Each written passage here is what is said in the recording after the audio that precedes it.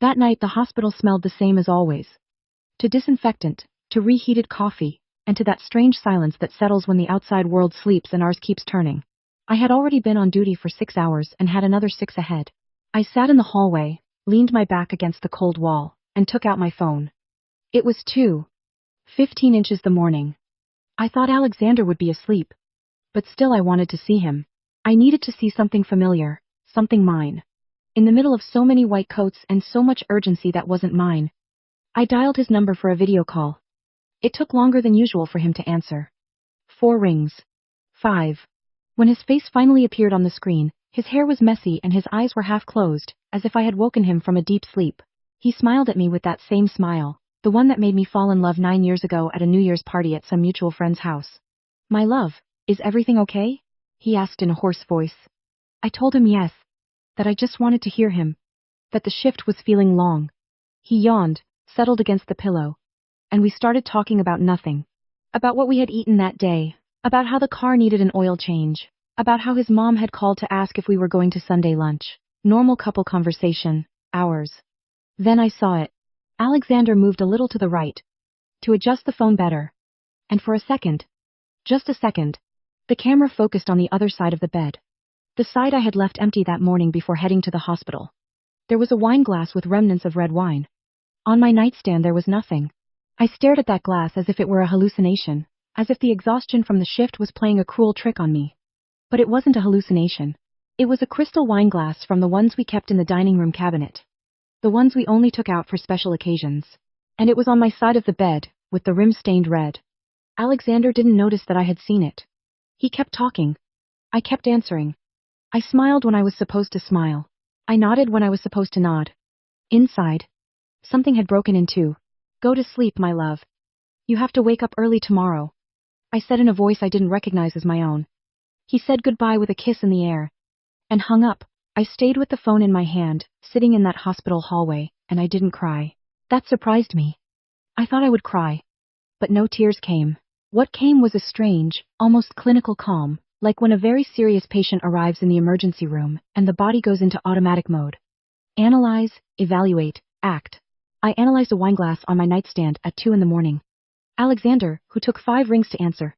Alexander, who if I had called him at midnight on any other night in the last 9 years, I would have answered on the second ring because he was the lightest sleeper I had ever known.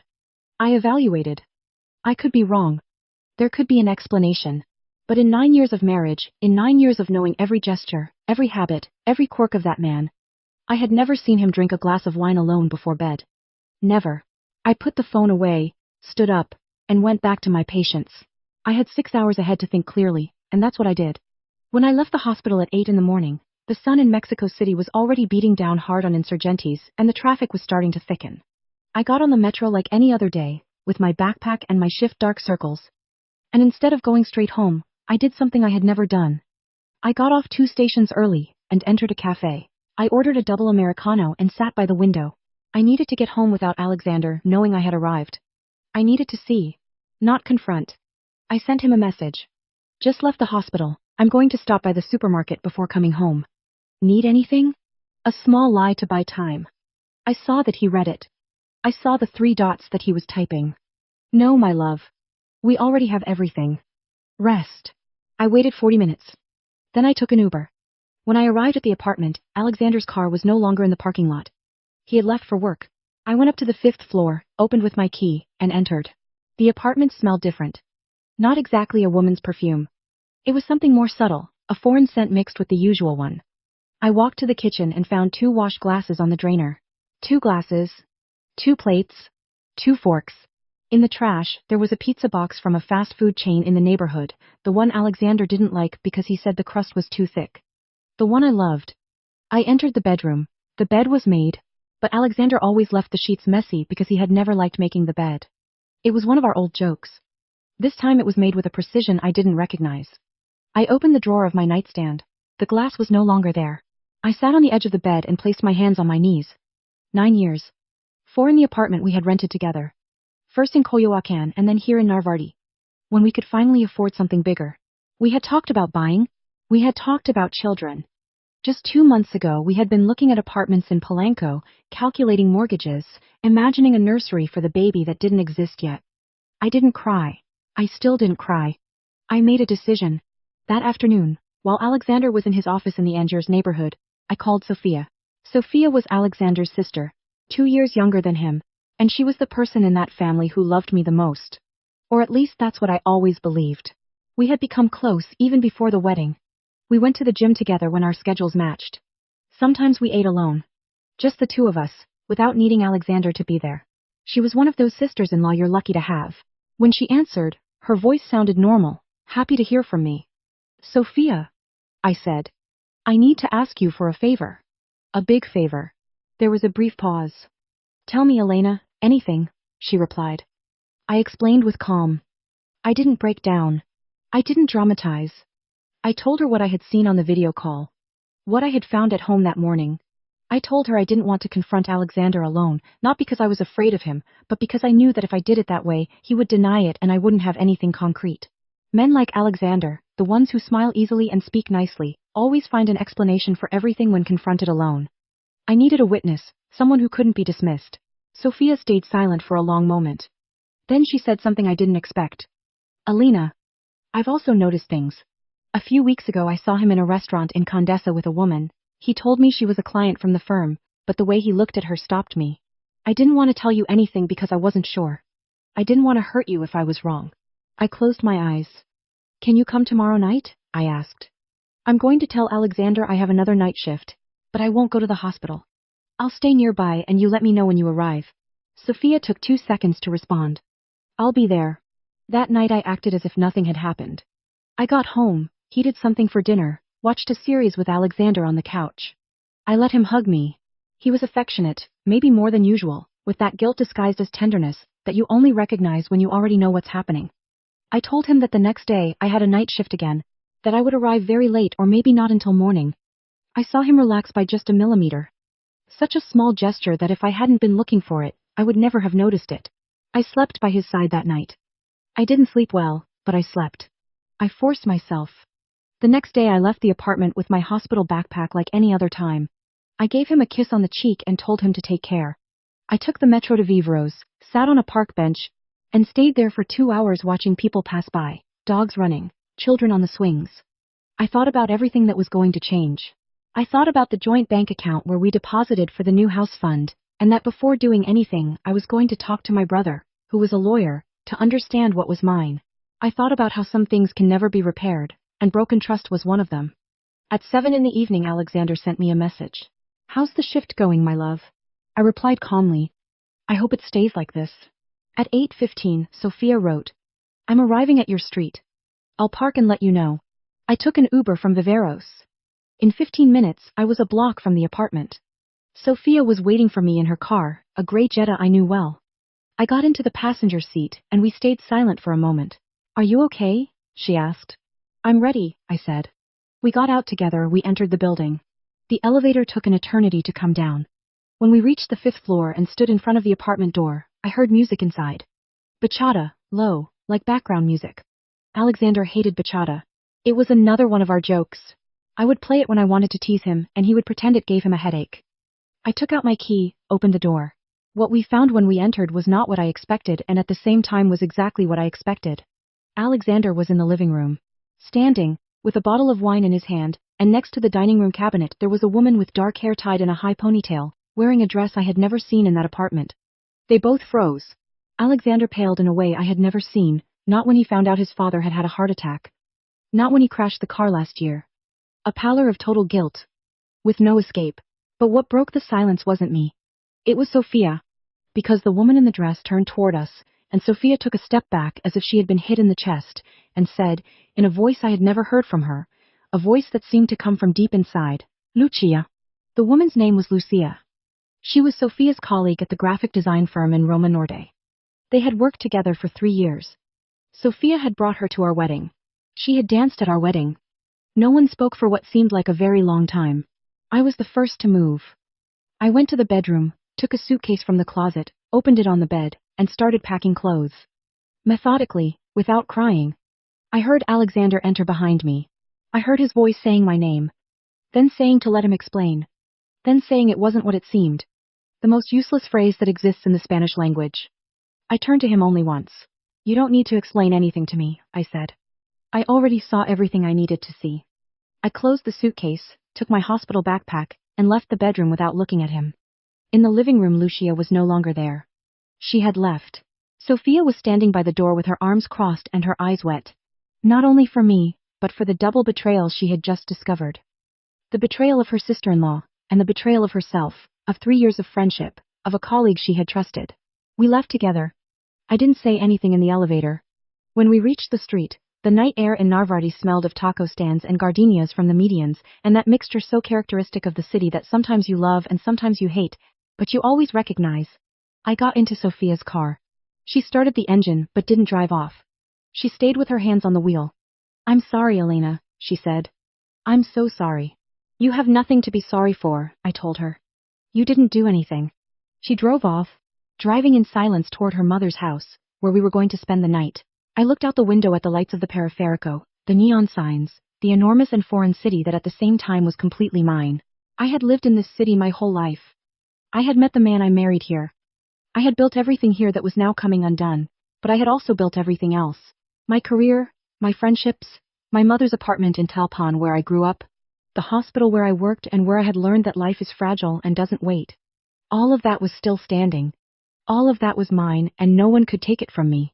My mother-in-law opened the door in her robe with a scared face because Sophia had sent her a message saying we were coming, but without explaining anything.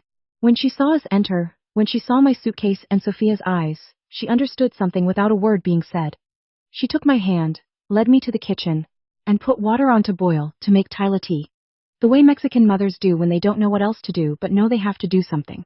I sat at that table I had known since the first year of dating and received that cup of tea with both hands. And for the first time since 2 a.m. the day before, I allowed myself to let something go. It wasn't exactly crying. It was something deeper, more silent. It was the body recognizing that it no longer had to hold itself up alone. My mother-in-law didn't ask me anything that night. She only said, "This is your home, Mija, for as long as you need." And that was enough. In the days that followed, I dedicated myself to resolving what needed to be resolved. I called my brother, who was a family lawyer, and explained the situation. He told me I had rights over the assets acquired during the marriage, including the savings fund we had built together, and that the best thing was to act calmly and with legal advice before signing anything. I thanked him for saying it clearly, without beating around the bush, the way older brothers do when they really want to help. Alexander called several times those first days. I didn't answer. He sent long messages that I read only once each and then archived without responding. In them there was everything. Apologies, justifications, a narrative that the marriage had been having problems for a while. As if that were an explanation and not just a shifting of responsibility. In the last message I read, he said he wanted us to talk, that we deserved an adult conversation. I replied only once with 3 lines. I told him that the conversation would be with our lawyers present, that my brother would get in touch with him, and that any future communication could be done through that channel. He didn't send me any more messages after that. Sophia and I didn't talk about Lucia for a week. It was a topic we both needed to digest in different ways. For me, Lucia was the figure of a betrayal that now had a name and a face. But in the end, it didn't change the central weight of what had happened. Alexander had chosen to leave. Alexander had chosen to bring someone into our bed, into our space, while I worked 12-hour shifts in a hospital caring for people I didn't know. That was what mattered. Lucia was a consequence, not the cause. For Sophia it was different. Sophia had lost a friend, in addition to discovering her brother's betrayal. And that had a particular pain that belonged to her, and that I couldn't and didn't want to claim. One Sunday, almost 2 weeks later, we went together for breakfast at a fonda in Colonia del Valle with checkered plastic tablecloths, café de olla, and chilaquiles that arrived on huge plates. Sophia told me she had resigned from the firm, that she couldn't work in the same place as Lucia, that she already had another job at a smaller agency but with a better environment. I told her I understood. I told her she was brave. She told me I was the brave one. I told her no. That being brave would have been realizing sooner, acting earlier, not normalizing the signs that somewhere in my body I had felt for months and had silenced because it was more comfortable not to look. Brave isn't only acting when there's no other choice. Brave is also choosing the truth when it still hurts more than the lie. Sophia looked at me for a moment and then said, "Well, then we're both a little brave." We laughed. It wasn't a laugh about nothing. It was a laugh about something, about being sitting there in that fonda with the smell of episodi and fried tomato after everything that had happened, and still being able to laugh together. The separation process took several months, as these things do when there are shared assets, and neither of us wanted a war. Just a dignified exit. My brother handled the matter with a patience I thank him for to this day. In the end, we reached an agreement that seemed fair to me. I kept the part that corresponded to me from the savings fund. I recovered some furniture and objects that were mine before the marriage, and we signed the papers with the same coldness with which any contract is signed. The last time I saw Alexander was at the notary. In an office in Juarez, with fluorescent light and a glass table. He was thinner. He looked at me with an expression I didn't quite know how to interpret, something between regret and wounded pride. I didn't return his gaze more than necessary. I signed where they told me to sign. I picked up my copies and went out to the street. Outside, the sky was cloudy, one of those gray October skies in Mexico City that can open into rain at any moment or stay like that all afternoon, threatening without delivering. I called my mom and told her it was over. She didn't say anything for a moment and then said, "What do you want to eat? Come to the house." I went. I ate rice and beans and stuffed chiles like when I was a child. My mom didn't ask me questions. We put on an old telenovela that neither of us watched, but that had a friendly and familiar background noise. When night fell, I stayed to sleep in my childhood room with the same comforter as always and the same photo on the nightstand from my first communion and that smell of home that has no equivalent anywhere else in the world. I didn't think about Alexander that night. I thought about myself. I thought that I was 34 years old and had a career I loved and a family that hadn't failed me and a sister-in-law who had chosen to be on my side when she had to choose. I thought that the Narvarte apartment was a chapter I had closed and that closed chapters are not failures. They are simply parts of a story that is still being written. I thought that the wine glass I saw at 2 a.m. on that video call, that small and silly detail, that carelessness of someone who thought he was untouchable, had actually been the beginning of my freedom. I returned to work the next day. The hospital smelled the same as always, of disinfectant, of reheated coffee, of that dawn silence that no longer weighed on me in the same way. A colleague asked me how I was. I told her the truth. That I was fine. That I had gone through a difficult moment. But that I was fine. And it was. Not in that easy way one says they're fine when they're really trying to convince themselves. It was true. With that quiet solidity that is only achieved when you have looked something painful in the face and decided not to look away. Months later, at a dinner with friends in a restaurant in Condesa, someone asked me how I had known what to do, how I had kept calm, how I had resisted the impulse to confront head-on, how I had found the way to reach the truth without losing myself in the process.